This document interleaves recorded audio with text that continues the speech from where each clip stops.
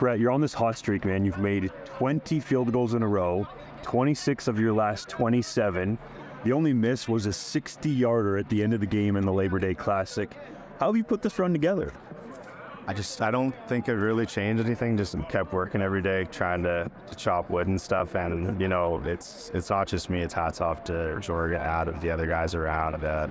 Everyone was super supportive after that game. And I kind of know what I can do. And those guys have been really picking up the slack when I needed it.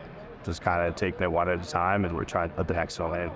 This has all taken place since I guess we can call it the infamous game against Montreal where you missed 4 field goals. And to your credit, you waited in your locker stall to take questions from the media. So I felt like when you're going well, we need to talk to you too. What have you changed since that game? Honestly, nothing. I think that's probably the biggest question I've had.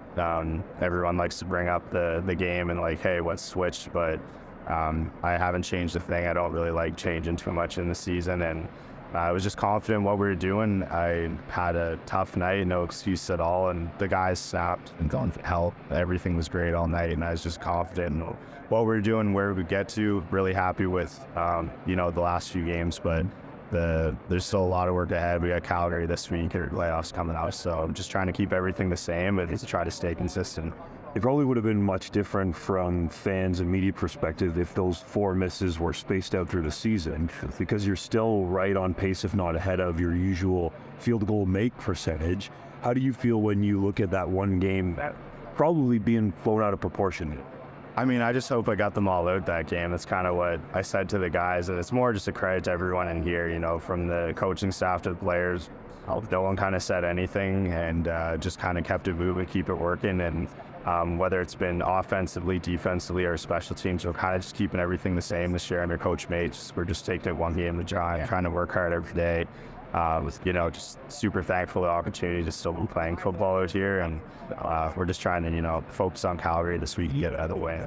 Did you try anything out in preseason or training camp that you implemented this season?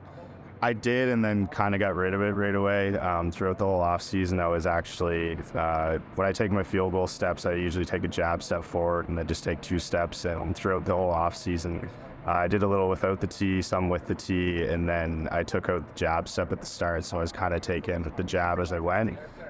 Felt like I was in a good place with it. Went to the preseason, it kind of didn't work out. And between me and Kent and a couple guys, we were like, let's just get rid of it. Let's go back to what we know. And kind of kept it going there. I felt like we were in a good place, had that really rough game, and then since then kind of been feeling really good about things. Can we compare it to being a golfer, like let's say Scotty Scheffler, who just gets in an absolute groove? Is that where you are now?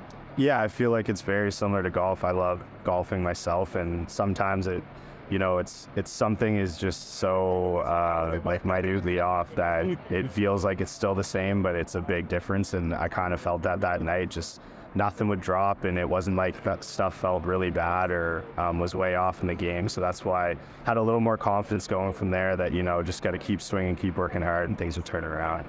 Do you feel like as we go into playoffs here, the weather is going to change in Saskatchewan, that you have an advantage because you know how to kick at Mosaic Stadium? Definitely. I feel like this is an extremely tough place to play, especially as a road team.